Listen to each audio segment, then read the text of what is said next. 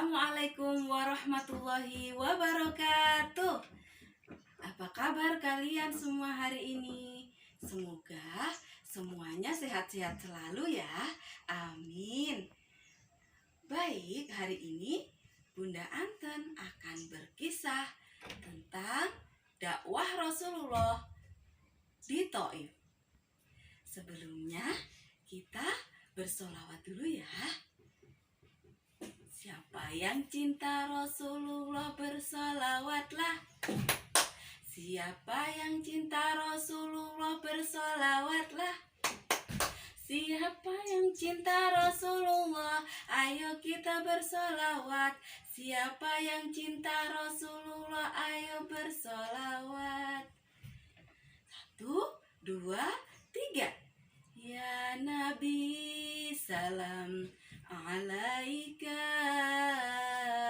ya Rasul salam salam alaika, ya Habib salam alaika, salawatullah alaika. Baik, terima kasih. Semoga kita semua di akhirat kelak mendapat syafaat Rasulullah Shallallahu Alaihi Wasallam. Amin ya robbal alamin. Baik, Bunda lanjutkan ya kisah dakwah Rasulullah Shallallahu Alaihi Wasallam di kota Thaif. Pada saat itu paman Rasulullah Shallallahu Alaihi Wasallam meninggal dunia. Ada yang tahu siapa nama paman beliau? Abu Thalib. Betul, pamannya bernama Abu Thalib. Abu Thalib meninggal dunia. Paman yang selalu membela Rasulullah, membela Rasulullah dan melindungi Rasulullah ketika dakwah, dipanggil oleh Allah. 2 bulan kemudian, istri tercintanya, siapa namanya? Khadijah. Benar, Siti Khadijah radhiyallahu anha, istri tercinta, dipanggil oleh Allah juga. Istri yang sejatinya menjadi penyejuk mata, penyejuk hati, yang menyemangati dakwahnya, tempat beliau bercurah pikiran, kini telah tiada. 2 orang yang sangat dia sayangi meninggal dunia. Tahun itu disebut dengan tahun kesedihan. Benar. Atau nama lainnya adalah Amul Husni. Nah, pada waktu itu Rasulullah tidak tinggal diam. Rasulullah berpikir harus ada yang dilakukannya. Apalagi dakwahnya di kota Mekah selama 10 tahun belum ada hasilnya yang maksimal. Rasulullah berpikir akan berdakwah ke Thaif. Thaif kala itu adalah wilayah yang terletak di kota Mekah. Di Thaif waktu itu adalah daerah pegunungan berbatu yang jaraknya kurang lebih 100 km dari kota Mekah. Rasulullah berjalan kaki.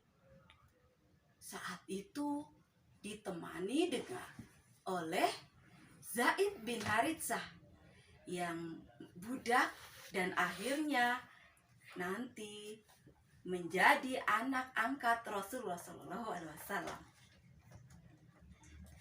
Rasulullah Shallallahu Alaihi Wasallam tidak mengajak Hamzah ataupun Umar bin Khattab ataupun Abu Bakar. Kenapa? Karena jika Rasulullah Shallallahu Alaihi Wasallam mengajak Hamzah ataupun Umar ataupun Abu Bakar, maka orang-orang kafir Quraisy akan menghalangi dakwah atau perginya Rasulullah ke Thaif. Akan tetapi berita akan dakwah Rasulullah ke Taif itu sudah didengar oleh paman beliau yang bernama Abu Jahal. Abu Jahal adalah orang yang selalu menghalangi, memusuhi Rasulullah dalam berdakwah. Padahal beliau itu adalah paman beliau.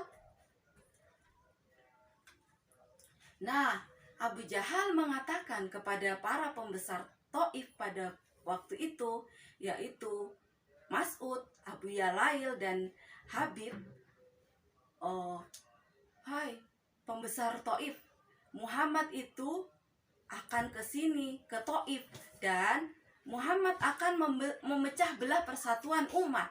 Muhammad akan datang untuk menggantikan agama nenek moyang kita dengan agama yang baru."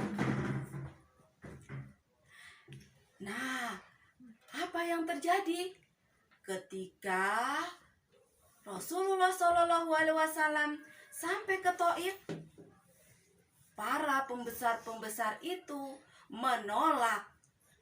Bukan hanya menolak, mereka mencaci maki, bahkan melempari Rasulullah SAW dengan batu. Padahal Rasulullah ke Taif itu adalah untuk membawa kebenaran, bukan untuk mencari makan, bukan untuk meminta-minta, tapi untuk membawa kebenaran. Para pembesar-pembesar Taif mengajak semua masyarakat untuk keluar rumah.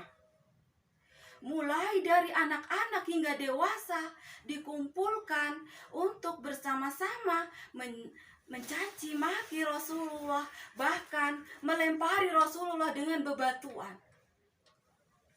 Rasulullah SAW terluka. Rasulullah berkata saat itu, "Kalau kalian, wahai warga Taif, tidak menerima aku di sini, maka tolong keluarkan aku dari sini." Tapi apa kata pembesar-pembesar Taif? Mereka mengatakan, "Tidak."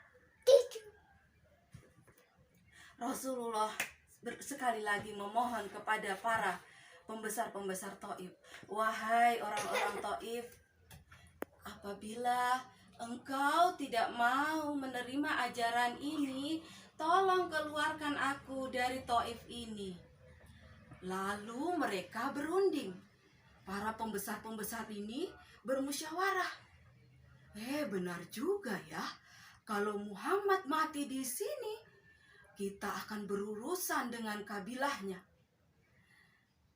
Gimana kalau kita lepas saja Muhammad itu? Jangan sampai mati di sini. Lalu salah seorang dari mereka mengatakan, "Baik,